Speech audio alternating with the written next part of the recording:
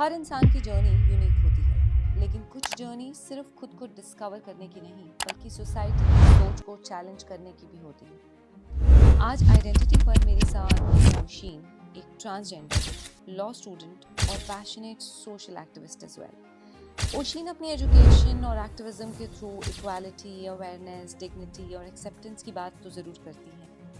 उनकी जर्नी हमने सिर्फ जेंडर आइडेंटिटी को समझने का मौका नहीं देती, बल्कि ये भी सिखाती है कि अपनी आइडेंटिटी के लिए स्टैंड लेना और अपनी वॉइस को सोसाइटी के सामने कॉन्फिडेंटली रखना कितना इम्पोर्टेंट है।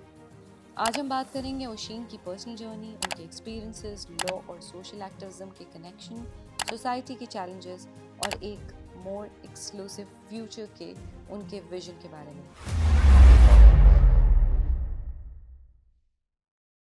बिना किसी जजमेंट के एक ऑनेस्ट कॉन्वर्सेशन करते हैं। Welcome to identity with Osheen. तो ओशीन, फैमिली के बारे में मैं जानना चाहूँगी कि जब बड़े हुए चीज़ें डिफ़िकल्ट रहीं, लेकिन कुछ रिएक्शंस होते हैं जो हमारे दिमाग में हमेशा रह जाते हैं, कभी हम भूलते नहीं हैं। आपके 2 ब्रदर्स हैं, जैसा आपने बताया, तो भाइयों को तो ज़्यादा है ना प्रॉब्लम रही होगी, आई एम श्योर। तो वो क्या दिक्कतें रहीं उस टाइम और एग्जैक्टली क्या माहौल था घर का? My brother used to study with me in the same school. He was senior than me. So उनके जो fellows थे, classmates थे, they used to poke him कि तेरा भाई तो ऐसा है, तेरा भाई acts like girl, acts like हिजड़ा, वो gay है, वो क्या है। तो उसके लिए भी शायद दिक्कत होती थी क्योंकि हम दोनों ही बहुत बड़े नहीं थे। After that मेरे एक बड़े brother थे, he is no more with us. We lost him in one accident, so he was there also. So उनको भी यही चीज़ें लगती थी कि why he act like she, कि ऐसा क्या है, ये ऐसे क्यों बिहेव करते हैं, इन चीज़ों को ठीक करना होगा, थोड़े स्ट्रिक्ट रहो, सीना चौड़ा करके चलो, मेल डोमिनेंट सोसाइटी हाँ। कि जिस शरीर में आप पैदा हुए हैं उसी तरीके से रहें, उससे ऊपर देखना नहीं है। तो उनके लिए भी सोचना समझना उस वक्त थोड़ा मुश्किल था। और फिर धीरे धीरे मैं कहूँ कि चीज़ें ठीक हुई धीरे धीरे चीज़ें ठीक नहीं हुई घर में। और घर में कुछ ठीक नहीं हो पा रहा था, एक्सेप्ट नहीं कर पा रहे थे क्योंकि सोसाइटी बहुत बड़ा एक बैरियर है। आई थिंक हम कहते हैं charity begins at home, society begins with in you, with your home, later by the world. लेकिन समाज की शुरुआत अपने घर से कैसे करें, क्योंकि सबके घर में क्या चल रहा है समाज को लेना देना से शायद बहुत ज़्यादा है। और कुछ ऐसी फैमिलीज़ होती हैं, ऑर्थोडॉक्स फैमिलीज़ होती हैं, जिनको समाज के कुछ भी बोलने से फ़र्क पड़ता है। इंडियन फैमिलीज़ ज़्यादातर ऐसे ही होते हैं। तो यही चीज़ें रही। उसके बाद मुझे आफ्टर पासिंग इंटरमीडिएट मुझे अपना घर भी छोड़ना पड़ा था बहुत छोटी उम्र में। और तो ये चीज़ें बहुत मुश्किल रही। ओशीन, अभी हम ऑफ कैमरा बात कर रहे थे कि बचपन में आप ऐसे घबराते थे जब आपको रियलाइज़ हुआ कि हाँ, दिस इज़ माय आइडेंटिटी। तो आप घबराते थे किन्नर समाज से, मतलब बच्चे जब हम होते हैं तो हम डरते हैं हर चीज़ से ना, और हमारे दिमाग में टैबूज भी होते हैं बहुत तरीके के। तो उस टाइम वो क्या इंसिडेंट था, आप सुना रहे थे कुछ? हाँ, मेरा बड़ा भाई used to do like that कि जब भी हमारे आस पड़ोस में किन्नर कम्युनिटी के लोग आते थे तो वो बोलता था कि देख तेरे जैसे लोग आ गए, तुझको लेने के लिए आए हैं ये लोग। तो मैं बहुत डरती थी, मैं भाग जाती थी देख करके। तो मुझे बहुत डराता था। तो मुझे नहीं पता था जिन लोगों से मैं डर रही हूँ या जिन लोगों से मैं घबरा रही हूँ शायद वो कल को मेरी पहचान हो या मैं भी उनके बीच में से एक हूँ। मैं उस चीज़ से डरती थी क्योंकि बहुत सारे मिथ और मिसकंसेप्शन हमारे बीच में पहले से ही रहे हैं कि किन्नर लोग बहुत ज़्यादा डराते हैं लोगों को और वो ज़बरदस्ती बच्चों को पकड़ करके ले जाते हैं। ऐसे ऐसे मिथ बनाते थे लोग पहले। तो खैर ऐसा नहीं था, लेकिन शायद जिनसे मैं डर रही थी, जिनसे मैं भाग रही थी, मैं वही थी। राइट। ओशीन, जब आपने घर छोड़ा, जब आप घर से निकले, तो उस समय सीधा कहाँ गए? मतलब पहले क्या रास्ता सूझा कि हाँ, मुझको यहाँ जाना है, अब यही मेरा घर है? एकदम से कुछ मिला, एकदम से पता था कि यहाँ जाना है, या फिर कंफ्यूज स्थिति में निकले थे घर से? और क्या उम्र थी उस समय? I belong from Uttarakhand, Dehradun. So तब हमारी फैमिली में कुछ ऐसे सर्कमस्टांसेस हुए कि फैमिली को देहरादून छोड़ना पड़ा, जो हमारा डिस्ट्रिक्ट था, दूसरे डिस्ट्रिक्ट में सेटल डाउन होना पड़ा। बट मैं कभी नहीं चाहती थी, क्योंकि मैं कुछ NGOs से मिली, कुछ अपने लोगों से मिली, क्योंकि मुझे पहले ऐसा लगता था शायद इस संसार में, शहर में मैं ही ऐसी हूँ। तो जब मुझे अपने जैसे लोग मिले तो देन आई रियलाइज कि हाँ, लोग मेरे जैसे भी हैं एंड वो अपने आप को जीने की कोशिश कर रहे हैं, वो अपने आप को पहचानने की कोशिश कर रहे हैं। तो मैं शुरू से बड़ी रिपल्सिव टाइप का मेरा नेचर रहा कि नहीं, मुझे जो अपनाना है, जो मुझे करना है, वो मुझे करना ही है। कानून मेरे अंदर शुरू से था कि ये मेरा शरीर है, इस पे मेरा अधिकार है कि मैं क्या सिलेक्ट करूं, मुझे क्या पहनना है, मुझे कैसे रहना है। तो फिर थोड़ा उस टाइम पे रहा, फैमिली और मेरे बीच में हुआ कि नहीं, साथ रहना है। मैंने कहा नहीं, मुझे खिलाफ रहना है। खिलाफ इन द सेंस ये है कि मैं उस तरीके से नहीं रह सकती जिस तरीके से आप रखना चाहते हैं। मैं अपनी तरीके से रहना चाहती हूँ, अपने तरीके से जीना चाहती हूँ। बहुत सारे लोगों से मैं बाहर मिली जब मैंने अपना घर छोड़ा, तो हमारी कम्युनिटी के लोग थे, ट्रांसजेंडर लोग थे, और उस टाइम पूरा LGBT कम्युनिटी मिक्स रहा करते थे, रेंटल्स पे रहते थे। तो कुछ लोग उनमें से बधाई टोली वाले थे जो अपने गुरु चेला परंपरा में थे, फिर कुछ बस ट्रेन में बैगिंग करते थे, और कुछ लोग सेक्स वर्क में भी थे, अच्छा, प्रोस्टिट्यूशन में थे। तो मैंने वो तीनों, तब के तीनों लाइफ, तीनों लोगों का देखा, और तब मुझे यही पता चला कि इन लोगों के लिए कोई एक्सेप्टेंस नहीं है, इसलिए यहाँ पर एक कम्युनिटी है और मैं भी इस कम्युनिटी का ही पार्ट हूँ। और तब मुझे महसूस हुआ कि बहुत ज़्यादा दिक्कतें हैं, बहुत ज़्यादा परेशानियां हैं, और इनमें से एक रास्ता अपनाना पड़ेगा। तो जो सबसे रिस्पेक्टफुल एक रास्ता होता है, जो समाज जानता है, किन्नर प्रथा, किन्नर कल्चर, गुरु चेला शिष्य परंपरा, तो वही था। तो जब मैंने अपना घर छोड़ा, फिर जब मैं स्टडीज़ के लिए चंडीगढ़ आई, तो यहाँ पर आकर मैंने किन्नर घराना ज्वाइन किया। और उस वक्त जैसे कहते हैं ना, डूबते को तिनके का सहारा, तो हमारी पंजाब यूनिवर्सिटी की फर्स्ट ट्रांसजेंडर स्टूडेंट हैं MX धनंजय चौहान जी, उनसे मेरी सोशल मीडिया पे बात हुई। तो देन शी सेड कि आप आइए, हम पंजाब यूनिवर्सिटी में मिलके फाइट करते हैं transgender, third gender. NALSA judgement आई थी 2014 में। उसके बाद supreme court directed to all the universities and colleges कि थर्ड जेंडर का कॉलम हर यूनिवर्सिटी, हर कॉलेज में प्रोवाइड करवाया जाए। राइट। उसके बाद 16-17 में मैं चंडीगढ़ आती हूँ। यहाँ पे भी बहुत सारे स्ट्रगल होते हैं। I take admission in German language department, ठीक है। So I was learning German. तो तब से स्ट्रगल ज़्यादा स्टार्ट हुआ, क्योंकि तब जब मैं पहली बार पंजाब यूनिवर्सिटी में आई, तब मैं सुंदर सी साड़ी पहन करके आई थी। एक स्टूडेंट होने के बाद, एक बेबी बॉय बॉडी में पैदा होने के बाद, अपने आप को पहचानने के बाद, अपने रूप में आकर के यूनिवर्सिटी में पढ़ना, दैट वाज लाइक मेरा सपना था जो पूरा हुआ। Somehow I was little inconfident, थोड़ा नर्वसनेस होती है, बट या चीज़ें तब से अच्छी शुरू हुई, अपने आप को पहचानना शुरू किया, उस चीज़ के लिए मुझे अच्छा लगता है। ओके, ये 2016 की बात बता रहे हो? 16-17 2016 से लेके अभी 2026, सिंस 10 years आपने काफ़ी कुछ किया है। I have gone through your profile also, और ट्रांस एक्टिविस्ट भी रहे हैं आप, हर जगह पर आप बोल भी रहे हो ओशीन। तो 2016 और 2026 में, क्योंकि 2014 में we get that NALSA judgement, और उसके बाद अब हमारे को जो मिल रहा है that is a trans bill, right? क्या डिफरेंस और क्या जर्नी, क्योंकि ये तो बिल्कुल opposite what we are getting in 2026। तो मुझे ट्रांस बिल के बारे में जानना है, लेकिन नालसा जजमेंट से होते हुए।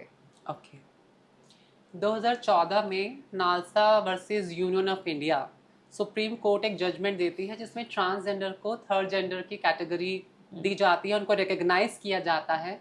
और वो सभी संवैधानिक और मौलिक अधिकार जो देश के हर नागरिक को है, वो ट्रांसजेंडर पर्सन्स को भी देने की बात की जाती है। डिस्क्रिमिनेशन इनके साथ नहीं किया जाएगा, इनको एम्प्लॉयमेंट अपॉर्चुनिटीज दी जाएंगी, हर स्कूल कॉलेजेस में एंटी डिस्क्रिमिनेशन कमेटीज बनेंगी, और कॉलम प्रोवाइड किया जाए, जैसे मेल फीमेल है वैसे थर्ड जेंडर ट्रांसजेंडर का कॉलम प्रोवाइड किया जाए, मेन स्ट्रीम में लाने के लिए काम किए जाए। ये सुप्रीम कोर्ट के जजमेंट थी, डायरेक्शंस थी, ऑर्डर्स थे। बट कुछ चीज़ें कागज़ों तक सीमित रह जाती हैं। 2014 में नालसा जजमेंट आया जिससे हमें पहचान मिली, लेकिन उसके बाद आज 10 साल बाद हम ट्रांसजेंडर अमेंडमेंट बिल लेकर के आ जाती है सरकार, जिसको लोकसभा, राज्यसभा और फिर प्रेसिडेंट द्रौपदी मुर्मू उसको साइन कर देते हैं, और अभी वो एक बिल, एक एक्ट, एक लॉ बना दिया गया है। तो उसके बाद जब नालसा जजमेंट आया, तो उसके बाद 2019 में ट्रांसजेंडर हमारा प्रोटेक्शन बिल आया है, ट्रांसजेंडर प्रोटेक्शन पर्सन्स बिल आया है 2019 में, उसके रूल्स आए 2020 में। उसमें भी बताया गया कि आइडेंटिटी सर्टिफिकेशन होगा, आपको प्रॉपर आइडेंटिटी कार्ड दिए जाएंगे और आप लोगों के वेलफेयर के लिए काम होंगे। कुछ स्कीम्स वो बताते हैं, उसमें कुछ गाइडलाइंस लेकर के आते हैं ट्रांसजेंडर पर्सन के लिए, बट अगैन बहुत ज़्यादा फर्क नहीं पड़ता है। उसके बाद 2026 में एक काला बिल आ जाता है जिसका नाम है ट्रांसजेंडर अमेंडमेंट बिल, जिसका हम खुल करके विरोध कर रहे हैं। ट्रांसजेंडर अमेंडमेंट बिल ऐसा बिल है जिसमें ट्रांसजेंडर लोगों से या किन्नर लोगों से या हिजड़ा समुदाय के लोगों से उनकी पहचान को छीना जा रहा है, जहां पर ये बताया जा रहा है कि आप अपनी मर्जी से भी अपनी जिंदगी नहीं जी सकते हैं। आप नहीं बता सकते हैं कि आप कौन हो, मैं महिला हूं या मैं पुरुष हूं या मैं किन्नर हूं, ये मैं डिसाइड करूंगी। मेरे दिल के अंदर कोई डॉक्टर नहीं बैठा है, तो किसी और की क्या मजाल है कि मेरी साड़ी खोल करके देखे कि मेरे कपड़ों के अंदर क्या है। आखिर क्या सरकार को ऐसे लगा है कि चेक करना है कि मैं कौन हूँ? अगर मैं एक महिला या मैं एक पुरुष हूँ तो वो मैं डिक्लेयर करूंगी, आप तो नहीं करेंगे। हम लोगों ने ऐसा क्या क्राइम कर दिया है? 2014 में सेल्फ परसीव्ड आइडेंटिटी जो है, आपकी नालसा ने वही कहा था कि जो आपकी सेल्फ परसीव्ड आइडेंटिटी है वही आप जो अपने आप को कहते हैं वही आप माने जाएंगे। राइट। और उसके बाद अब सरकार कहती है कि हम डिसाइड करेंगे, मेडिकल बोर्ड डिसाइड करेगा कि आप कौन हैं और आप क्या हैं। अब मेडिकल बोर्ड किसी के दिल में घुस करके नहीं बैठा है, सिर्फ मेल और फीमेल जेंडर नहीं होता है। Already Supreme Court said that there is a third gender. तृतीय प्रकृति शुरू से रही है। हम शुरू से स्त्रीलिंग, पुल्लिंग, नपुंसकलिंग पढ़ते हैं। करेक्ट। यक्ष, गंधर्व, किन्नर सब पढ़ते हैं। तो फिर आज ऐसा भेदभाव क्यों? तो ये बिल हमारे पूरे समाज के लिए काला बिल है। स्पेशली हम बात करें ट्रांसजेंडर, किन्नर, हिजड़ा समुदाय के लोगों के लिए, इसमें एलजीबी को तो हटा ही दीजिए आप, उनका कोई जिक्र भी ये लोग कर रहे हैं। ट्रांस मेंस को बिल्कुल एक्सक्लूड कर दिया गया है। अच्छा। और कुछ ऐसे ऐसे कानून बना दिए गए हैं जिसमें आपको 5 साल की सजाएं हैं, 10 साल की सजाएं हैं। अगर कोई ट्रांसजेंडर पर्सन अपनी मर्जी से भी आपके पास आते हैं, रहते हैं या डेरे में भी रहते हैं और वो ट्रांजिशन करते हैं, अपना प्रोसेस करते हैं अपनी ट्रांसफॉर्मेशन जर्नी के लिए, तो अगर कोई भी कंप्लेंट कर दे, उनके पेरेंट्स भी कंप्लेंट कर दें, तो आपको 5 से 10 साल तक की सजा और 5 लाख तक का जुर्माना, ऐसे ऐसे प्रावधान सरकार बना रही है, जो कि बिल्कुल गलत है। जबकि ट्रांसजेंडर अमेंडमेंट बिल जो बना है, इसमें हमारे समुदाय के किसी भी व्यक्ति को बैठा करके ये बिल जो है नहीं बनाया गया है। तो ये जो आपने कहा दो चीजें, transformation journey, you are talking about hormone replacement therapy, yes, या फिर सर्जरीज के बारे में बात कर रहे हैं? It's about HRT, hormone replacement therapy. It's about surgeries and it's about someone's basic needs like मैंने अपने आप को पहचाना है, मुझे साड़ी पहनना अच्छा लगता है, मैं साड़ी पहनूंगी। मुझे सूट पहनना अच्छा लगता है, मुझे सूट पहनूंगी। मुझे पैंट शर्ट पहनना अच्छा लगता है, मैं पैंट शर्ट पहनूंगी। ये मेरा शरीर है, इस पे मेरा अधिकार है, मैं कैसे भी रहूं। अगर मैं अपना घर छोड़ के, मेरे जैसे बच्चे अपना घर छोड़ करके आ रहे हैं, अपनी मर्जी से कहीं भी रह रहे हैं, वो अपने आप को पहचान रहे हैं, धीरे धीरे वो ट्रांसफॉर्म कर रहे हैं अपने आप को, तो उसमें सरकार को उनकी पर्सनल लाइफ से क्या लेना देना है? आप किसी की पर्सनल लाइफ में घुस करके किसी के पर्सनल लाइफ के रूल्स बना रहे हैं। That is not amendment bill, that is not a protection bill, that is a personal life exposing bill. कहीं पढ़ा था, कहीं सुना था आपके प्रोफाइल में, are you against present government? Yes, I am against present government because बहुत सारे इश्यूज हैं अभी, जैसे नीट एस्पिरेंट्स का सुसाइड कर रहे हैं। Oh yes. ट्रांसजेंडर पीपल की तो आप बात ही नहीं करेंगे, क्योंकि अभी तो आप मेल और फीमेल में फंसे हैं। अभी तो आप दो टांगों के बीच में फंसे हैं कि इनके what is there between their two legs. आप तो अभी वहां पे फंसे हैं, तो आपकी सोच यहाँ पर है, तो आप यहाँ तक तो कभी नहीं पहुंच पाएंगे। आप नीट एस्पिरेंट्स को नहीं बख्श रहे हैं, आप देश को नहीं बख्श रहे हैं। हम सिविक सेंस के ऊपर कोई काम नहीं कर रहे हैं, हमारे पास डेवलपमेंट नहीं है। हम सबसे बड़े टैक्स पेयर है, फिर भी हमारे पास अच्छे रोड्स नहीं हैं। हम यहाँ पर नदियों की पूजा करते हैं, फिर भी हमारी नदियाँ इतनी दूषित हो रखी हैं, उनके लिए आपके पास कोई मेजर नहीं है। पोल्यूशन के लिए कोई मेजर नहीं है। एजुकेशन में देश का बुरा हाल है। तो आप कैसे ट्रांसजेंडर के बारे में सोचेंगे? ऊपर से आप हमारे लिए हमारे पर्सनल लाइफ के ऊपर बिल बना रहे हैं। So I am against them कि हाँ, उनको ऐसा नहीं करना चाहिए। We are living in 2026, so like यहाँ पर पढ़े लिखे लीडर्स की जरूरत है, और हर समाज से, हर तबके से, हर वर्ग का जो है एक पर्सन मौजूद होना चाहिए। जब भी आप किसी के लिए कानून बनाना चाहें, हमारे लिए कानून बना रहे हैं, हमसे तो पूछा जाए। क्या उम्मीद है आपको, क्योंकि आप लोग इतना फाइट कर रहे हैं, क्या उम्मीद है आपको कि कितनी देर बाद चेंजेस हमें देखने को मिलेंगे? राइट नाउ अभी जो ट्रांसजेंडर अमेंडमेंट बिल 2026 आया है, तो उसके लिए काफ़ी सारे ट्रांसजेंडर एक्टिविस्ट ने मिलकर के अपने अपने डिस्ट्रिक्ट्स में या अपने अपने स्टेट्स में उसके अगेंस्ट PIL फाइल किया है, पब्लिक इंटरेस्ट लिटिगेशन। सो उन सब चीज़ों को कंबाइन करके, उन सारे पीएल्स को कंबाइन करके अब सुप्रीम कोर्ट एक ही जगह सुनेगा, वो सुप्रीम कोर्ट सुनेंगे। ठीक है। तो अभी जो मुद्दा है वो सुप्रीम कोर्ट में लिस्टेड है। ओके। पहले भी जो जजमेंट आई थी, नासा जजमेंट, वो भी सुप्रीम कोर्ट ने ही दी थी, सरकार ने कोई राइट्स नहीं दिए थे 2014 में भी। वो भी अच्छा। सुप्रीम कोर्ट की ही जजमेंट थी, जो नासा जजमेंट थी। हम्म। और अभी भी हमें सुप्रीम कोर्ट पर विश्वास है, क्योंकि उसको न्याय का मंदिर कहा जाता है, सबसे बड़ा सर्वोपरि हमारा सर्वोच्च न्यायालय उसे कहा जाता है। तो हमारी बहुत उम्मीदें हैं कि वो ट्रांसजेंडर कम्युनिटी के साथ इंसाफ करेंगे, वो नॉन बाइनरी लोगों के साथ इंसाफ करेंगे, ट्रांस मेंस के साथ इंसाफ करें, ट्रांस वुमेन्स के साथ इंसाफ करें, पूरी एलजीबीटी कम्युनिटी के साथ इंसाफ करें। आप केवल दो टांगों के बीच में ना फंसें कि किसी के what is there between their two legs, उनकी आइडेंटिटी क्या है, उनकी सोच क्या है, उनकी सेक्सुअलिटी क्या है। बकायदा आप इसके ये देखें, वो भारतीय हैं, वो पढ़ना चाहते हैं, वो कुछ करना चाहते हैं, वो अपनी परंपराओं को बचाना चाहते हैं, वो प्रोडक्टिव कितने हैं आप वो देखें बजाय इसके। तो ये मैं उम्मीद करूंगी हमारे सर्वोच्च न्यायालय से। करेक्ट। अभी आपने एक और बात कही ओशिन कि ट्रांस मेन को उन्होंने बाहर ही निकाल दिया है। What do you mean by that?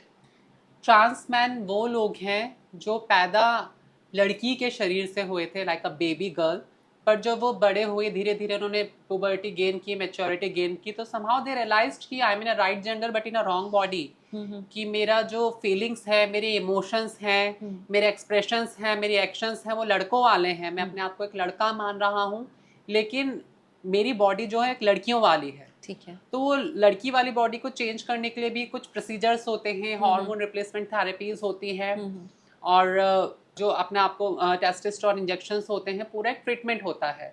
वो मेडिकली होता है, कोई कुछ भी ऐसा उसमें इलीगल नहीं है, सब कुछ हमारे मेडिकल में है, वर्ल्ड हेल्थ ऑर्गेनाइजेशन के गाइडलाइंस में है, उसी के थ्रू वो सब होता है। लेकिन ट्रांसमेंस के साथ सबसे बड़ा इशू ये हो जाता है कि उनके साथ फैमिली में रेप तक कराए जाते हैं, ताकि वो लड़की के जैसा फील करें कि हाँ तुम लड़की हो, तुम ये लड़की जैसा और फील करो। इसलिए कभी कभी फैमिली में भी रेप उनके साथ कराए जाते हैं, और वो खुल करके तब बोल नहीं पाते। जब वो बाहर आते हैं तो उनके लिए बहुत मुश्किल हो जाता है, क्योंकि एक इंसान के लिए, चाहे ट्रांस मैन हो, ट्रांस वुमेन हो, एचआरटीज का खर्चा उठाना, सर्जरीज का खर्चा उठाना। ट्रांस वुमेन है वो डेरा कल्चर ज्वाइन करते हैं, डेरा वाले प्रोटेक्ट करते हैं, फिर हम वहाँ पे रहते हैं, बधाई टोली परंपरा में रहते हैं। But what about transman? Transmen के बारे में तो इन लोगों ने सोचा नहीं है। प्रेजेंट गवर्नमेंट में उनका क्या होगा? उनका एक्सक्लूड कर दिया गया है। कहाँ गई उनकी आइडेंटिटी? या आप 2014 के बाद आप जजमेंट लेके आए थे, 2019-20 के बाद आपने प्रोटेक्शन एक्ट और रूल और लॉ बनाए हैं, फिर तब जब उन लोगों ने ट्रांसमेंस ने अपने आइडेंटिटीज अपडेट किए हैं, सर्जरीज किए हैं, अब उनका भविष्य क्या है? क्या सभी को अपने कपड़े उतार कर अपना जेंडर चेक करवाना पड़ेगा कि मैं कौन हूँ और मैं क्या हूँ? एब्सोल्युटली। ओके, सो ट्रांस मेन को एज यू से कि उनको एक्सक्लूड कर दिया है इस पूरे एक्ट से ही, मतलब ये जो भी जजमेंट्स आई हैं उसमें उनका इंक्लूजन ही नहीं है। Now if I come at the main point कि व्हाट इज़ LGBTQ, क्या आप LGBTQ एंड A+ को पूरा एक्सप्लेन कर सकते हैं? Yes. So LGBT, L stands for lesbian. Right. एक महिला जिसकी सेक्सुअलिटी के ऊपर बात हो रही है, जिसकी अट्रैक्शन के ऊपर बात हो रही है, कि वो सेम सेक्स की तरफ या सेम जेंडर की तरफ अट्रैक्ट हो रही है, तो उसको एक टर्म दे दिया गया है लेस्बियन। ऐसे ही G स्टैंड्स फॉर गे। एक ऐसा पर्सन जो शायद अपने ही सेम जेंडर की तरफ अट्रैक्ट हो रहा है। अगेन, जैसे काफी हम मेल्स को बोल देते हैं, या जो शुरू शुरू में जिनके अंदर कुछ फेमिनाइन हरकत होती है उनको बोल देते हैं कि ये गे है, गे की तरह कर रहा है, बट एक्चुअली वो सिर्फ उनकी सेक्सुअलिटी है, वो उनका अट्रैक्शन है। somehow they may be productive, they may be intelligent, but एक टर्म है गे, उसको बहुत हंसी मजाक की तरह से आजकल यूज कर देते हैं, but that is their identity. ऐसे ही B stands for bisexual। एक ऐसा पर्सन, एक ऐसी महिला या एक ऐसी पुरुष जो दोनों जेंडर की तरफ अट्रैक्ट हो सकते हैं। Here I will interfere. Bisexual जो होते हैं लोग, वो शादियां करते हैं, शादी भी कर सकते हैं, like they do get married, yes, I guess, है ना? और उनको क्या काफ़ी लोगों को पता होता है कि दे आर बाइसेक्सुअल्स, या फिर नहीं पता चलता कि that I am a bisexual? अपनी अट्रैक्शन के बारे में मोस्टली पीपल जानते ही हैं, तो उनको पता होता है that they are that they are attracted towards both men and women. Maybe it will be a funny, but I think so कि every third or fourth person is a bisexual. Yeah. That's what I was coming at. तभी मैंने ये सवाल थोड़ा सा खुलकर पूछा आपसे कि ये जो बाइसेक्सुअलिटी है ये कितनी पता होती है, यानी नॉर्मल बंदे जो नॉर्मल है देखने में और वो कैसा भी बिहेव नहीं कर रहे हैं, they are in the same body in which they are born with, उसी में रहते हैं, लेकिन अट्रैक्शन उनकी दोनों जेंडर्स की तरफ होती है। दोनों में एक अगर पर्सन है, कोई मेल है और वो बाइसेक्सुअल है, तो उसकी जो अट्रैक्शन, सेक्सुअल अट्रैक्शन है, वो मेल की तरफ भी हो सकती है, फीमेल की तरफ भी हो सकती है, ट्रांस वुमेन की तरफ भी हो सकती है, किसी की भी तरफ वो आकर्षित हो सकते हैं। ओके, तो like that's again a sexuality. But जब हम बात करते हैं T stands for transgender. Transgender is the umbrella term जिसके अंदर आते हैं trans man, trans women, intersex, hijra communities, non binaries, ऐसे लोग आते हैं। ट्रांस मैन वही जो पैदा शायद लड़की के शरीर में हुए थे बट आइडेंटिफाई अपने आप को एक लड़के की तरह करते हैं, एक मेल की तरह करते हैं। ट्रांस वुमेन वो व्यक्ति जो पैदा लड़के के शरीर में हुए हैं लेकिन identify themselves as a girl. हमारे hijra, third gender, transgender community, जिसको हम आजकल प्रचलन में कि हम बोलते हैं हमारे यहाँ बधाई टोली पे आते हैं, नेक शगन लेने आते हैं, उनका आशीर्वाद प्रभु राम के ज़माने से बहुत ज़्यादा सर्वोपरि माना जाता है। ऐसा कहा जाता है कि श्री राम के आशीर्वाद दिया है कि जिसको भी आप कलयुग में आशीर्वाद देंगे आपका आशीर्वाद फलेगा फूलेगा। वो हमारी जो है किन्नर हिजरा कम्युनिटी है, वो लोग हैं। तो एक अम्ब्रेला टर्म है। ट्रांसजेंडर ऐसा नहीं है कि कोई सेक्सुअलिटी है या कोई अट्रैक्शन है।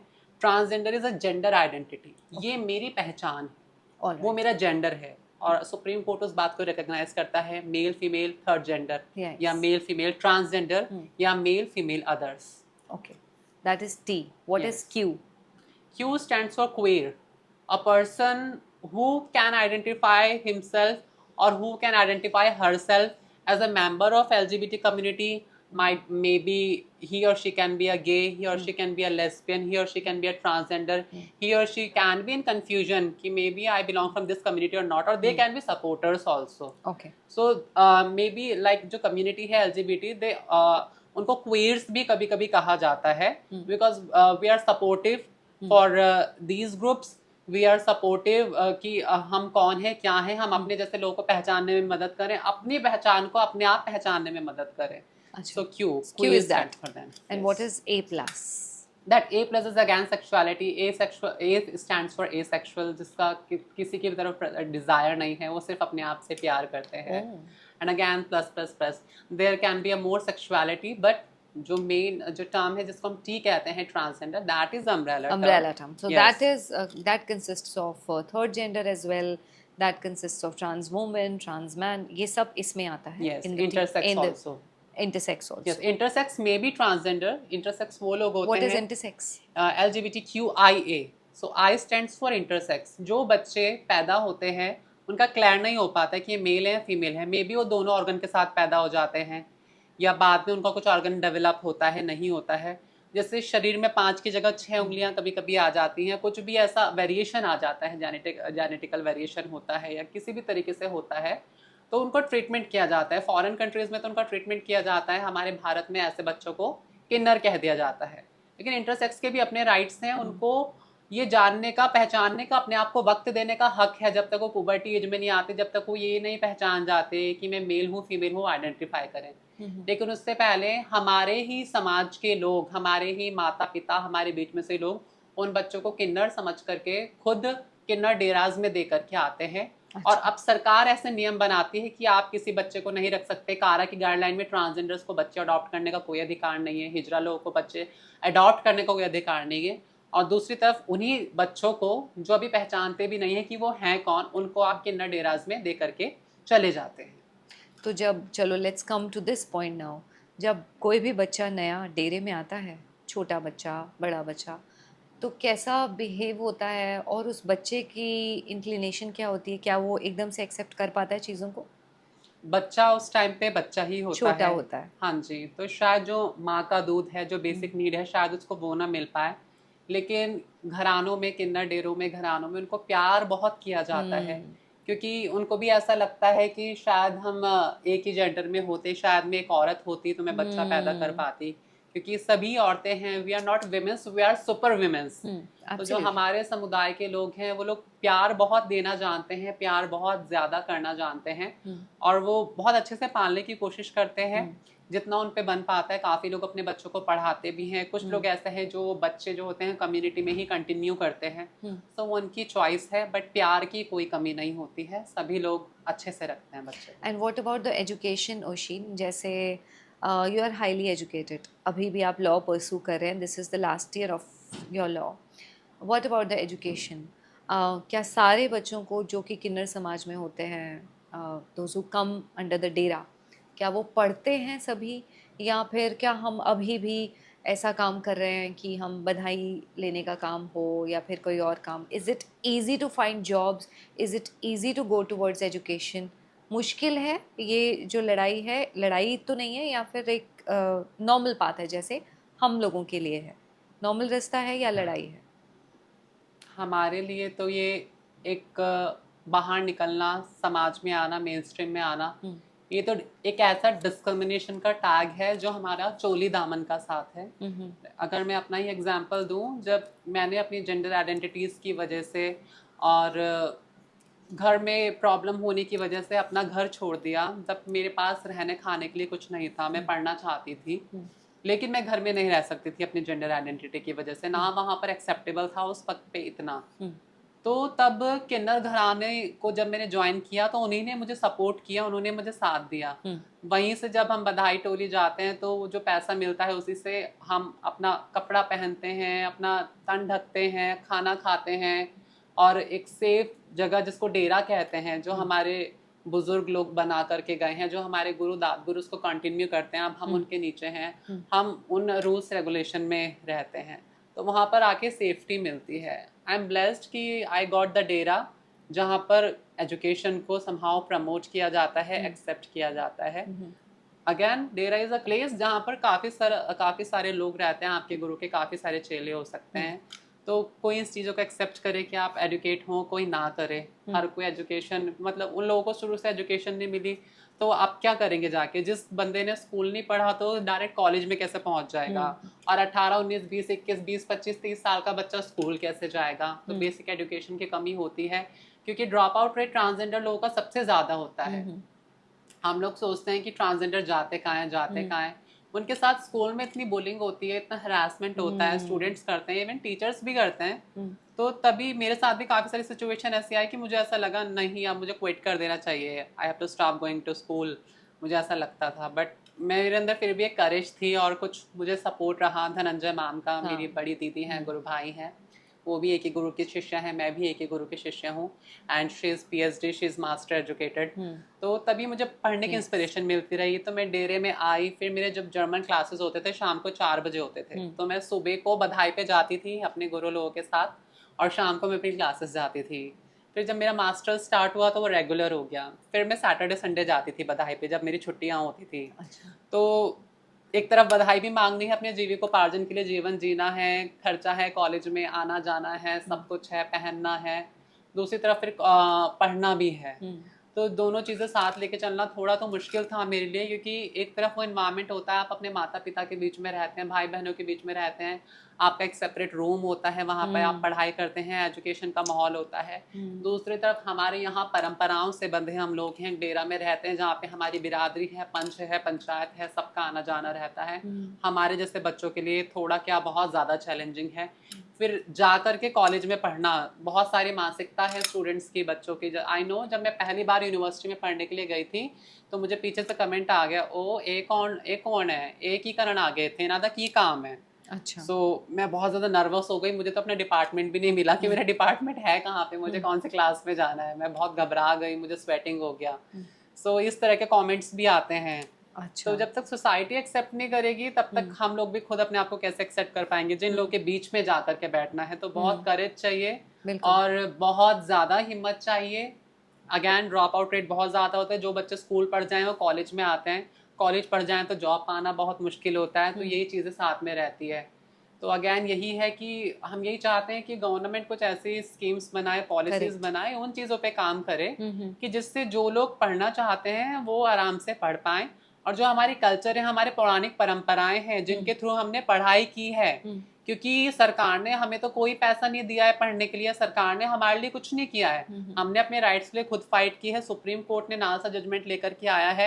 बधाई टोली के उसी जो है आपने दुआ आशीष से देकर जो हम पैसे लेके आते हैं उसी से हमारे डेरे के सारे काम होते हैं. हमारे ऑर्फन चिल्ड्रंस होते हैं, उन तक को अडॉप्ट करके उनकी शादियां की जाती हैं. हाँ बिल्कुल. अभी धनंजय जी ने बताया जी, था कि 24 बिल्कुल। तारीख को शादी करी धनंजय उन्होंने। मैम का एक फूड ट्रक था, वहाँ पर एक ऑर्फन गर्ल काम करती थी हम्म, एंड वो शी वाज पेरेंट्सलेस, उनके मदर फादर नहीं थे, सो शी अडॉप्टेड हर, और उन्होंने और उनके पार्टनर ने उनका कन्यादान किया।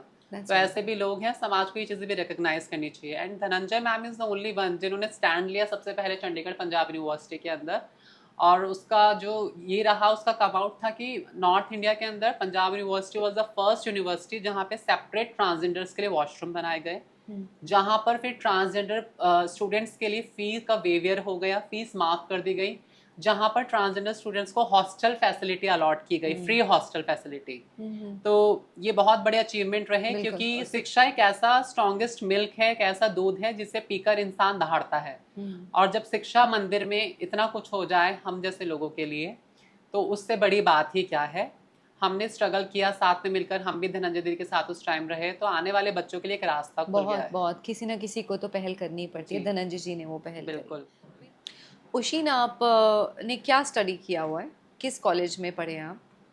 मेरा स्कूलिंग जो रहा है वो देहरादून उत्तराखंड से रहा है। आई एम मेरे पास बायोलॉजी था, आई एम अ मेडिकल स्टूडेंट। मुझे डॉक्टर बनाना चाहते थे मेरे ओ। बड़े भैया जो थे, कि बड़े होकर के डॉक्टर बने, बट सर्कमस्टांसेस कुछ ऐसे रहे, ज़िंदगी बदली, घर छोड़ा, वो भी हमारे बीच में नहीं रहे। तो लाइक मैं एक मेडिकल फील्ड से होके मैंने बीएससी किया, फिर उत्तराखंड में ही अपने कॉलेज से।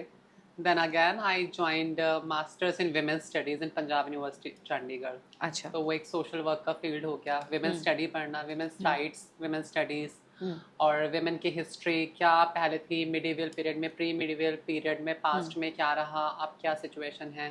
वुमेन इन लॉ पढ़ते हैं, वुमेन इन एंटरप्रेन्योरशिप पढ़ते हैं, वुमेन का पार्टिसिपेशन पढ़ते हैं, हम सभी को पढ़ते हैं, सब वुमेन्स का स्ट्रगल पढ़ते हैं, साथ साथ ह्यूमन राइट पढ़ते हैं।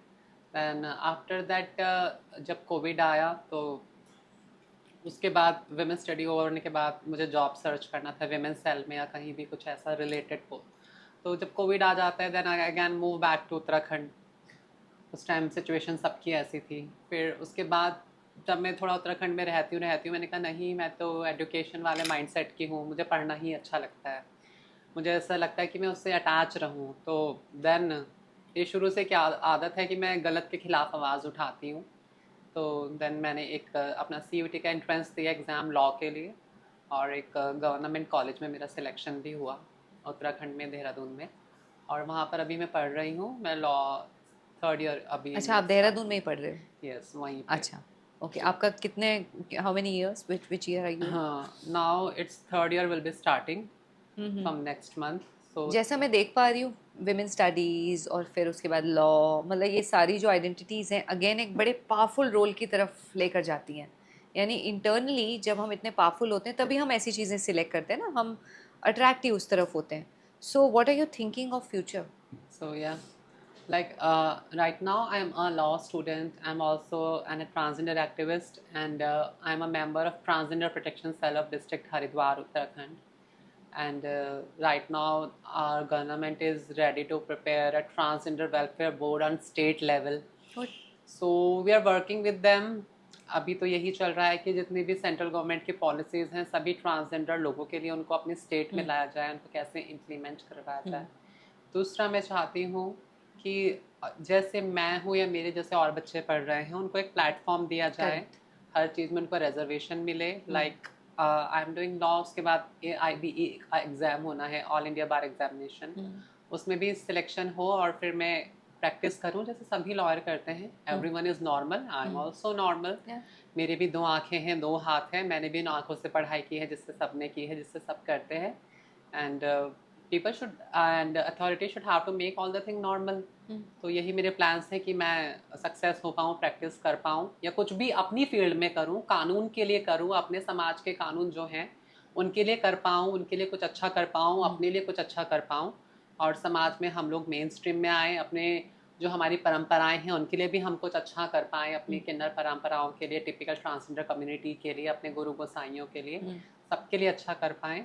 कुछ ऐसा मैं चाहती हूँ कि मेरी एजुकेशन से मेरे साथ साथ मेरे और लोगों को भी बेनिफिट हो। ओशीन, जैसा मैं सेंस कर पा रही हूँ कि आप ना एक ब्रिज की तरह एक्ट कर रहे हो, यानी एक ज़रिया हो लोगों के लिए। You are the torch bearer for your community also, कि जो लोग मतलब आप आगे चल रहे हो, आप अपना रास्ता देख रहे हो और चाहते हो कि पीछे लोग आएँ और देखें उस चीज़ को, which is very good again. लेकिन जो भी टॉर्च बेरर होता है उसको बहुत सारी चीज़ें फेस करनी पड़ती हैं।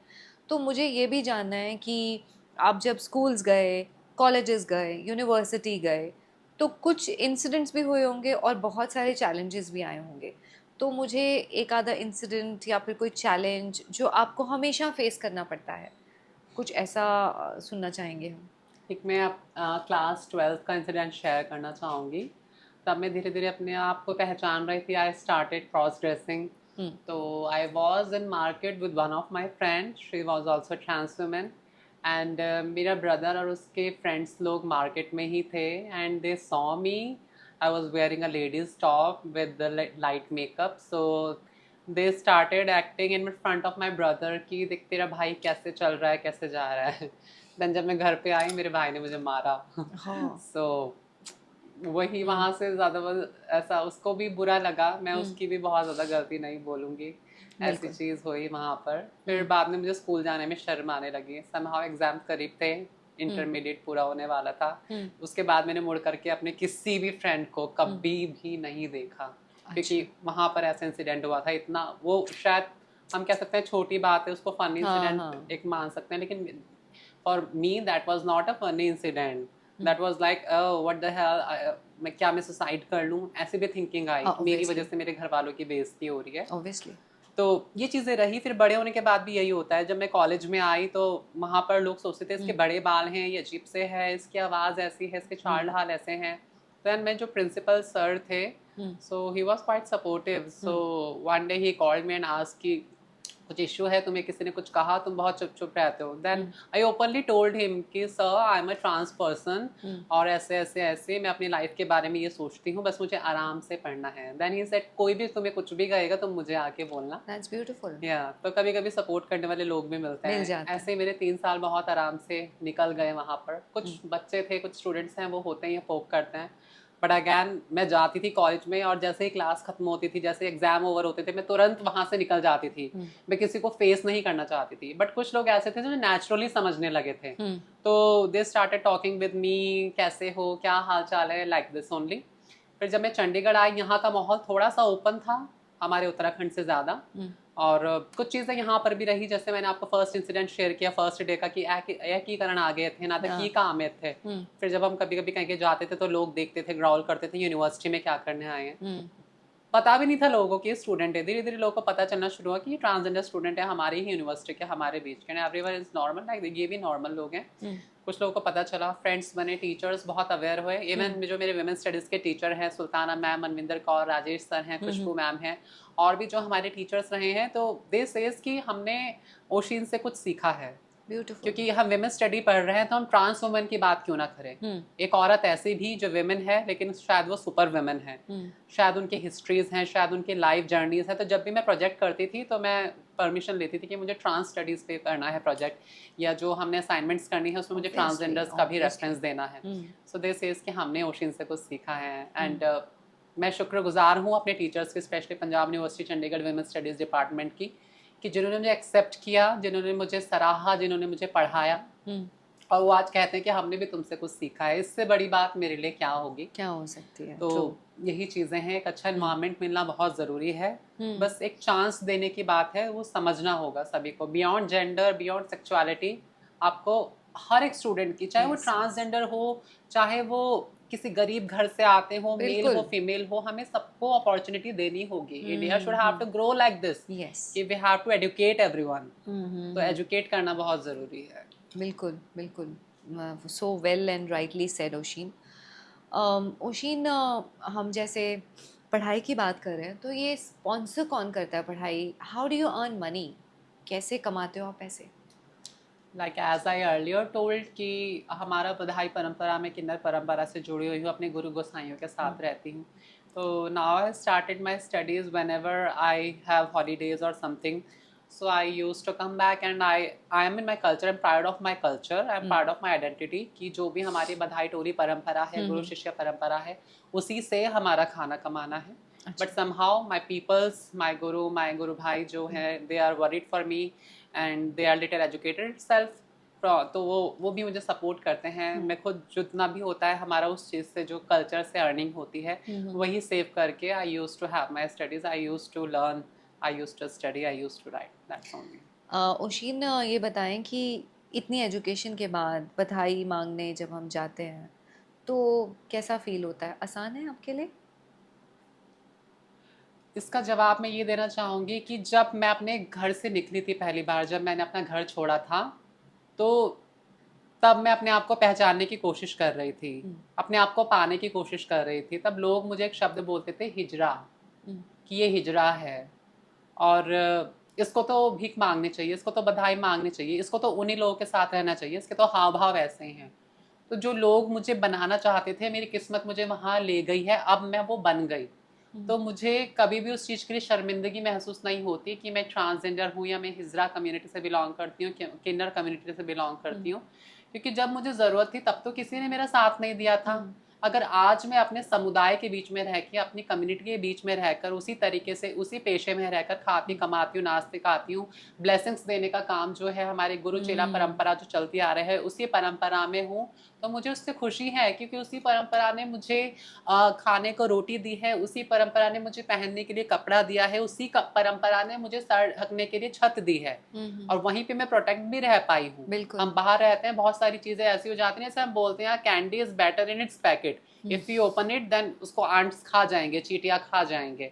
तो वही चीज इंसान पे भी कभी कभी लागू होती है। अगर हम ऐसे बिल्कुल ही हेल्पलेस होकर के बाहर घूमेंगे, सड़कों पे आ जाएंगे, तो लोग हमें छोड़ेंगे। करेक्ट। आजकल आप मेल फीमेल को नहीं छोड़ते हैं, आप ट्रांसजेंडर को भी नहीं छोड़ते हैं, आप किसको छोड़ते हैं? इतने क्राइम्स हैं दुनिया में।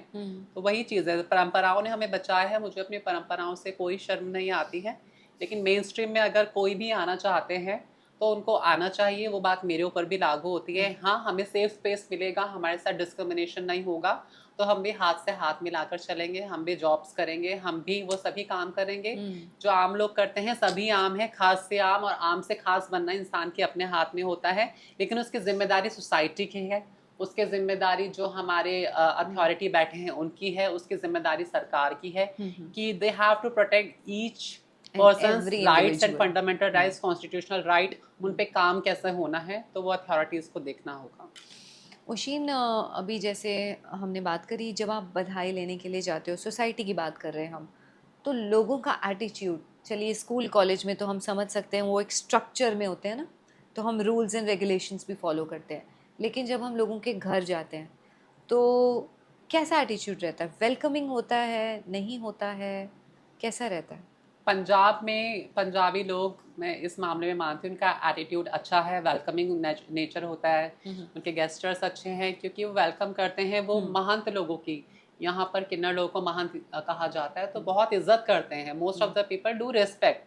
कुछ लोग ऐसे होते हैं जो मुंह पर देखकर दरवाजा बंद कर देते हैं, नहीं यहाँ पे बच्चा नहीं हुआ है, नहीं यहाँ पर शादी नहीं हुई है, आप जाइए यहाँ से। कोई अच्छे से बात नहीं करते, कोई तो घर में बिठाना पसंद नहीं करते। लेकिन बहुत लोग ऐसे हैं जो घर में बिठाते हैं, जो इज्जत करते हैं, मान सम्मान करते हैं, जो रब का रूप मानते हैं महंतों को, ट्रांसजेंडर्स को, किन्नर हिजरा लोगों को, जब उनके घर में आते हैं बधाई के लिए लेने।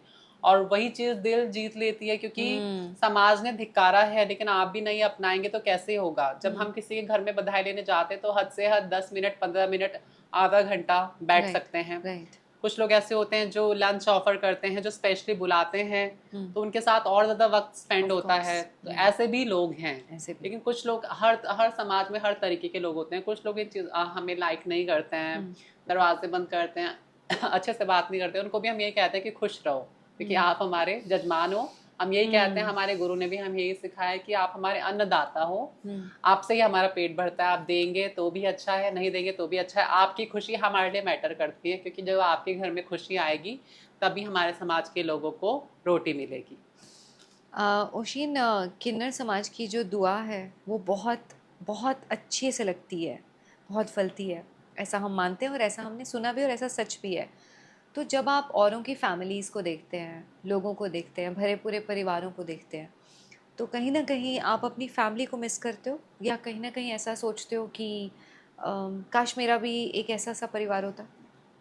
बिल्कुल, जब मैं बधाई लेने के लिए किसी घर पे जाती हूँ, वहाँ पे मैं फैमिली को देखती हूँ, मम्मा पापा को देखती हूँ, भाई बहन को देखती हूँ, मुझे बहुत बार ऐसा होता है कि मुझे अपनी फैमिली जैसा फील हो रहा है, ये सब मेरे कजन्स हैं या हमारे फैमिली में कोई खुशियाँ आते होंगे तो सब लोग ऐसे ही इकट्ठे होते होंगे, तो मैं अंदर से सैड फील करती हूँ बहुत बिल्कुल। ज़्यादा, क्योंकि मेरी भी फैमिली है, मेरे कजन्स के साथ मेरा बचपन में बहुत बॉन्ड रहा, राइट। काफ़ी ज़्यादा साथ में रहते थे, खेला कूदा करते थे, हर फंक्शन को एंजॉय करते थे।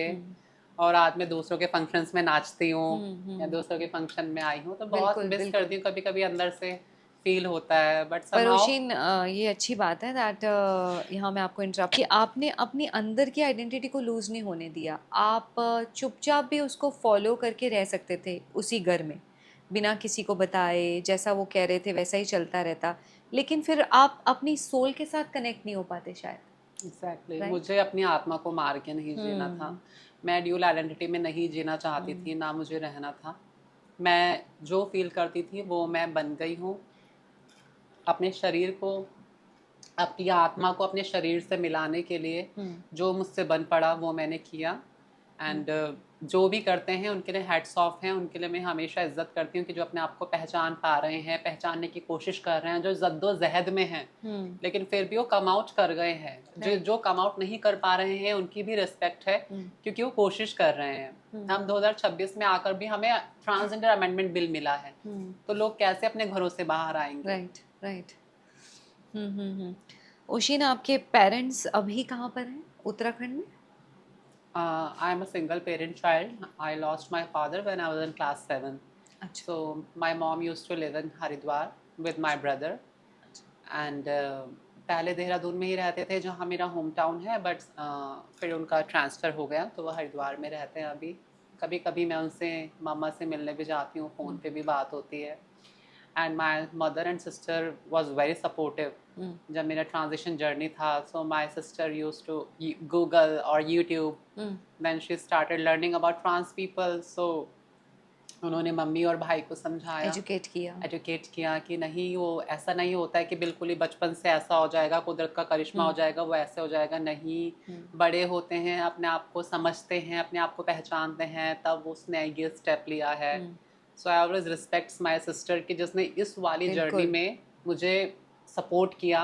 एटलीस्ट एक इंसान का तो सपोर्ट था, उसी के बलबूते मेरा ये था कि कोई अपना एक ब्लड रिलेशन मेरे साथ है, हमेशा रहे। तो अब सिस्टर तो हैं ही आपके साथ, लेकिन जब आप पेरेंट्स को, अपनी मॉम को मिलने जाते हैं तो वो आपको वेलकम करती हैं, कैसे होता है? She used to welcome me because जब ट्रांजिशन स्टार्ट हुआ था तो वे used to live in different district. बिल्कुल। अभी ट्रांजिशन कंप्लीट हो गया है तो she is in different district in the same state, but people there they don't know exactly about me. So whenever I go to home, so she pretends and she says that she is my youngest girl, youngest child.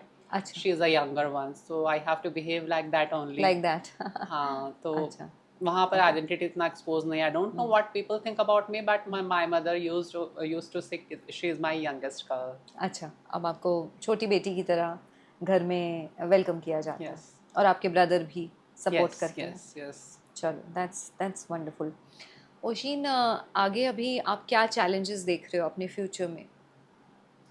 Challenge अभी ये है कि हमारी एक तो सबसे बड़ी जो पूरी ही कम्युनिटी के लिए चैलेंज है वो है ट्रांसजेंडर अमेंडमेंट बिल। इसके बाद क्या होने वाला है, जहाँ से लोगों की पहचान उनसे छीनी जा रही है, जहाँ पे क्रिमिनल एक्ट्स बनाए जा रहे हैं उनके लिए। जो बीएनएस में ऑलरेडी आईपीसी में बीएनएस में लॉज थे, देवर इनफ, बट अलग से एक्ट बना रहे हैं, वो थोड़ा कंफ्यूजिंग है। वो पूरे कम्युनिटी के लिए चैलेंजिंग है, मेरे लिए भी चैलेंजिंग है। दूसरा कि अभी पढ़ने लिखने के बाद जब हम बाहर निकलेंगे, जब मेन स्ट्रीम में जाने की कोशिश करेंगे या जाएंगे, तो बाहर का माहौल कितना एक्सेप्टिंग होने वाला है या क्या और ज़्यादा चैलेंजेस आने वाले हैं, क्योंकि पूरी ज़िंदगी में चैलेंज ही देखे हैं, पूरी ज़िंदगी में स्ट्रगल ही देखा है। Again, struggle is a part of a life, but for us who are in different procedures, इतनी लाइफ को अपने आप को पहचानते हुए कहाँ से कहाँ आ गए हैं, इतनी लंबी जर्नी रही है, इतना लंबा स्टडी पीरियड रहा है, तो अभी थोड़ा सपोर्ट सभी का चाहिए होगा। गवर्नमेंट भी चीज़ों को समझे, अथॉरिटीज़ भी चीज़ों को समझें, और सभी लोगों का सपोर्ट बहुत ज़रूरी है, मेरे लिए भी और सभी के लिए भी, ताकि आगे आके हम अपने लिए कुछ कर पाएँ। और जो तीसरा है वो ये होता है कि हमारी कम्युनिटी के अंदर है, एलजीबीटी कम्युनिटी के अंदर, कि एक लोनलीनेस ना हो। हम्म, सभी की ज़िंदगी में कोई ना कोई होना चाहिए, कोई मेंटोर होना चाहिए, कोई गुरु होना चाहिए या कोई पार्टनर होना चाहिए जो चीज़ों को समझे, जो वक्त आने पर जिनसे हम बिल्कुल सारी चीज़ें शेयर कर सकें। ट्रू। शादी के बारे में क्या सोचते हो शी? अगैन इट्स लाइक जैसे सभी सोचते हैं वही सोच इसमें मेरी है। जब आपको एक अंडरस्टैंडिंग पर्सन मिल जाते हैं, नॉट बिकॉज ऑफ कि ये सोशल इसको टैग दे दिया जाए कि शादी, जब दो लोग आपस में सोच लेते हैं तो उन्हें सामाजिक ठप्पे की ज़रूरत नहीं होती है। मेरा मानना ये है। तो जहाँ पर दो लोगों की थिंकिंग मैच करती है, अंडरस्टैंडिंग मैच करती है, जहाँ पर उनको लगता है कि हमने साथ में रहना है, तो वो साथ में रह सकते हैं। They are free to live as. तो मेरी यही थिंकिंग है, कभी ऐसा हो तो यही थिंकिंग है कि जब हमें अंडरस्टैंडिंग को इंसान मिले, हम सोचते हैं हमें साथ में रहना है, तो ऐसे ही साथ में रह सकते हैं, हो भी ना भी हो। क्योंकि कभी कभी ऐसा होता है करोड़ों रुपया लगा के शादी की जाती है, बिल्कुल सक्सेस नहीं हो पाते हैं। कभी कभी कोर्ट मैरिज सक्सेस हो जाती है, कभी कभी कोर्ट मैरिज सक्सेस नहीं हो नहीं पाती, होती है। कभी कभी लिविंग रिलेशन सक्सेस हो जाते हैं। तो बहुत सारी चीज़ें हैं इसी में। और these things for me, these things are very normalise कि अंडरस्टैंडिंग, एक दूसरे के बीच में अंडरस्टैंडिंग बनाना, एक दूसरे को समझना, एक दूसरे के साथ रहना। कोई भी किसी के साथ रहे, पार्टनर बन के रहे, फ्रेंड बन के रहे, लेकिन अगर साथ है तो सब कुछ है। और निभाना संसार में सबसे बड़ी बात है। रिश्ते बनाना आसान है लेकिन निभाना सबसे मुश्किल काम है। निभा सकते हो तो साथ चलने का वादा किया जाए, नहीं तो फिर उसका कोई फायदा नहीं होता आगे। आपकी ज़िंदगी में कोई है ओशी? नहीं, फिलहाल नहीं। Okay, so you are looking for the right person. Okay, all right, okay. Oshin, मैं थोड़े से फिजिकल चैलेंजेस की तरफ आऊँगी। I would love to know that, क्योंकि बहुत सारी चीज़ें जुड़ी हुई हैं इस कम्युनिटी से। We go for hormone replacement therapy, वो क्या होती है? और कई लोग सर्जरीज वगैरह भी करवाते हैं। What is the difference between these two, और इन दोनों के बाद क्या डिफरेंस नज़र आता है? HRT, hormone replacement therapy, and surgery, SRSS segment surgery, they both are interconnected. And एक टर्म और है जिसको हम साइकेट्रिस्ट या साइकोलॉजी, जो हमें काउंसलिंग लेना होता है, तो there are 3 steps in the surgery. सबसे पहले होता है साइकेट्रिस्ट, कि आपको एक साइकेट्रिस्ट के पास जाना है, वहाँ से GD या GID, gender dysphoria, gender identity dysphoria का आपने सर्टिफिकेट लेना है। सो साइकेट्रिस्ट विल डिक्लेयर कि आपको जेंडर डिस्फोरिया है। आपको लगता है you are in a right gender but in a wrong body, और वाइस वर्सा, या क्या चेंजेस की ज़रूरत है, या आपको HRT हार्मोन थेरेपी की ज़रूरत है। देन उसके बाद आपको भेजा जाता है एक एंडोक्रिनोलॉजिस्ट के पास, जो HRT प्रोवाइड करवाते हैं। आपके टेस्ट किए जाते हैं बॉडी के, आपके बॉडी में देखा जाता है कितने % हार्मोन किस चीज़ का है, क्या कमी है।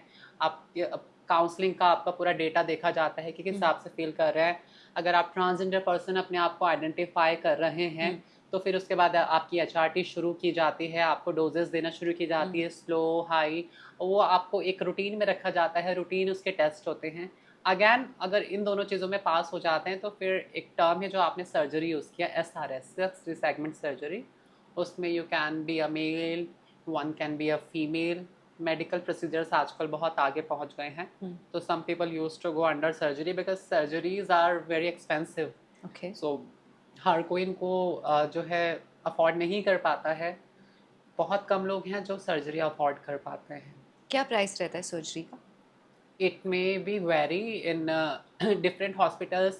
Like it may be a full procedure, it can take 7 to 8 lakh, 10 lakhs, 15 lakh, 20 lakh. Or if you go in foreign country or another country for this procedures, then it can exceed to 20 lakh also. So, More than that also, yes, कई more जगहों than पे। that also. It can vary state to state, city to city, country to country.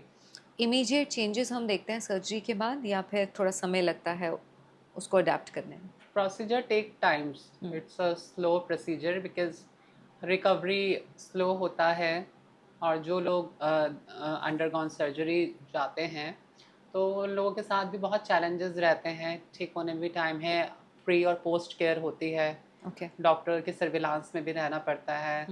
Again तो धीरे धीरे धीरे धीरे जो है चीज़ें रिकवर होती हैं, धीरे धीरे चेंजेस आते हैं बॉडी फॉर में। Example, if a man changes, like he goes for a surgery like a trans woman, तो into a trans woman, तो उसमें कितना समय लगता है to completely identify with the body? देखिए completely identify with the body तो पहले ही इंसान कर जाता है। आई थिंक वो सर्जरी से पहले ही वो अपने आप को आइडेंटिफाई कर रहे हैं। जिस इंसान ने सोच लिया है कि I have to go on through it, I have to undergone this procedure, तो उन्होंने आइडेंटिफाई अपने आप को कर ही लिया जो है। फिजिकल चेंजेस आते हैं वो कितनी देर में सेटल होते हैं? That can take up to 1 year 2 year depend upon the body. Depends upon body to body. कई लोग थोड़ा जल्दी और किसी का थोड़ा सा बाद में, जैसे जी। The voice changes. Voice changes के लिए भी डिफरेंट पैरामीटर्स हैं, उसका भी थेरेपी होता है, उसकी भी Okay. सर्जरीज हो सकते हैं। सो अभी मेडिकल बहुत आगे है, so person to person vary करता है कि how your voice is, how your trachea is. Okay, post surgeries Oshin कितनी सारी चीज़ों में बदलाव आता है? And how long is the surgery for, if you at all know? HRT can affect your full body and उसका यही होता है, अगर एक ट्रांस मैन है तो they use to have beard on their face after some time, 2 to 3 months, 4 months, 5 months, 6 months। Trans women है तो she use to have little fat on her cheeks, softness in body. So इसी तरह के थोड़े थोड़े changes Changes होते हैं, होते हैं। Growth in breast development like this. So इसी तरह के थोड़े थोड़े चेंजेस आते हैं शरीर में। और इसके बाद जो आफ्टर इफ़ेक्ट्स होते हैं कोई सर्जरी के या HRT के, कोई साइड इफ़ेक्ट्स भी हैं? इसीलिए आपका जो है LFT KFT किया जाता है, ताकि क्योंकि हम कोई भी मेडिसिन लॉन्ग टाइम तक लेते हैं तो उसका फ़र्क हमारी किडनी पर, हमारे लीवर पर पड़ सकता है। तो अगेन हमें सर्विलांस में रहना, टेस्ट कराना बहुत ज़रूरी है किसी भी प्रोसीजर के लिए।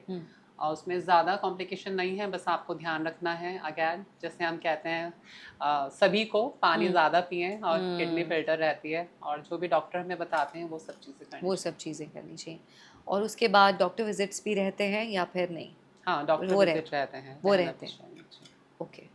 And if I may ask, अगर कोई सर्जरी करवाता है तो जैसे in women after an age there is a menopause, there is perimenopause, पहले मेंस्ट्रुएशंस होती हैं, so do these things also happen after surgery, या फिर ये एक कुदरती देन है, ये नहीं होता? No, the person, trans women who undergone surgery.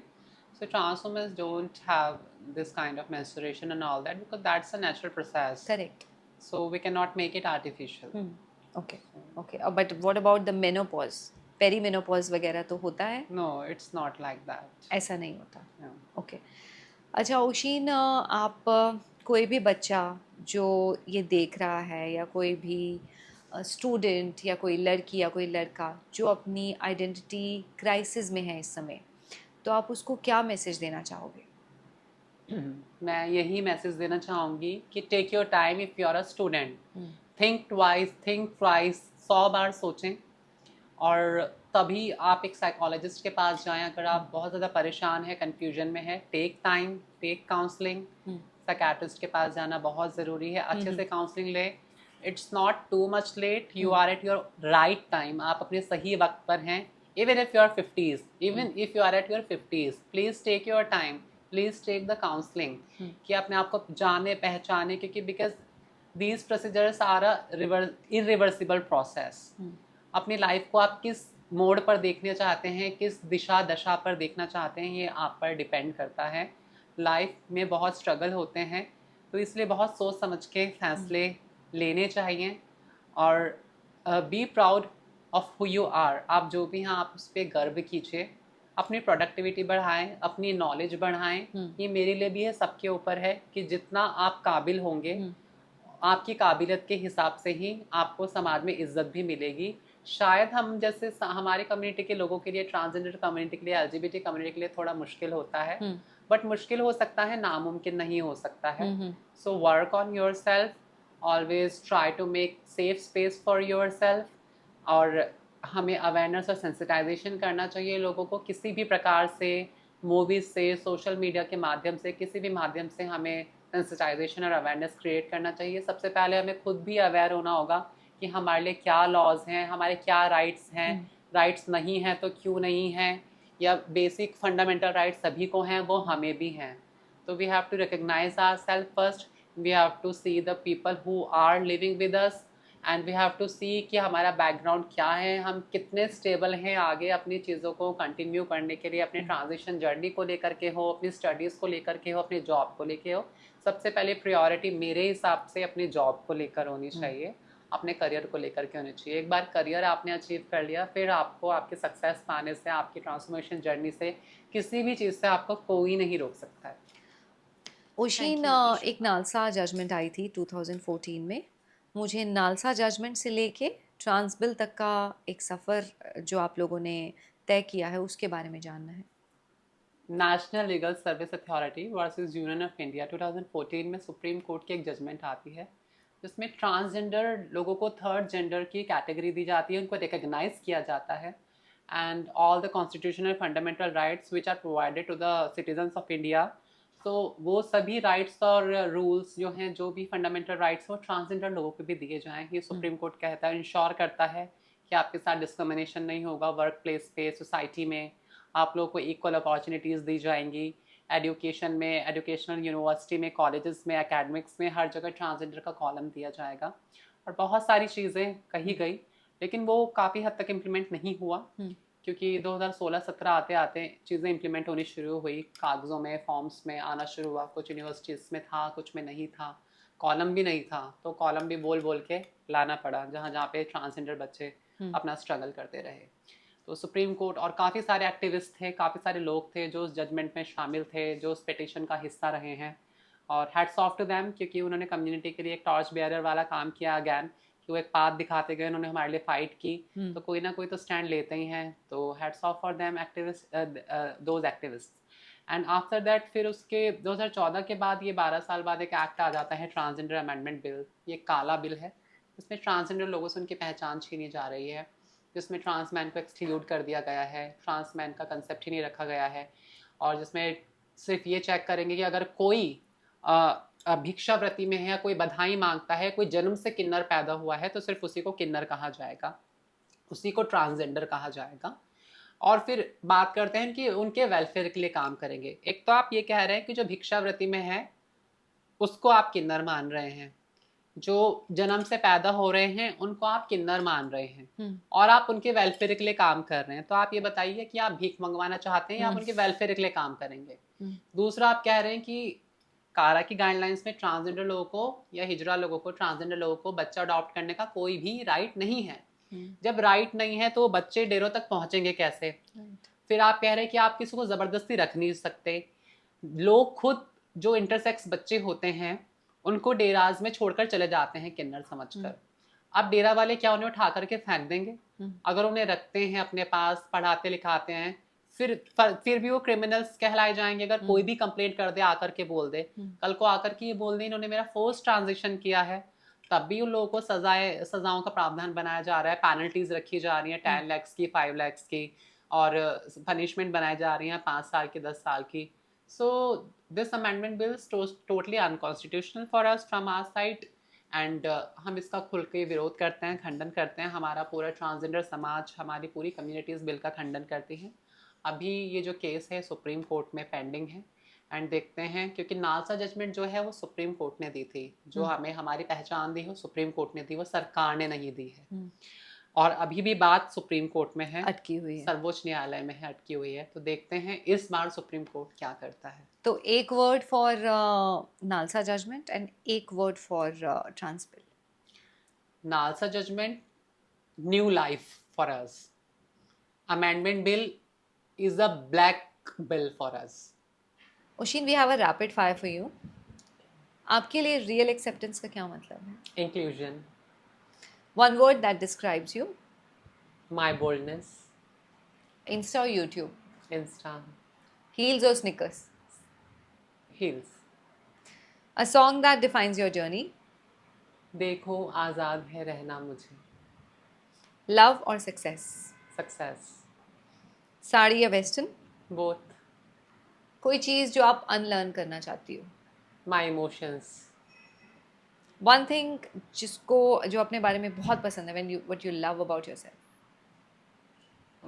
My expressions of speaking. One dream that you want to achieve अभी भी. My own home. A person who inspires you to the most. My mother. एक सलाह जो आप जो भी identity crisis में फंसा हुआ है उसको देना चाहेंगे. It's my body, my right. Thank you so much, Oshin. Thank Thank you. you. It was a pleasure to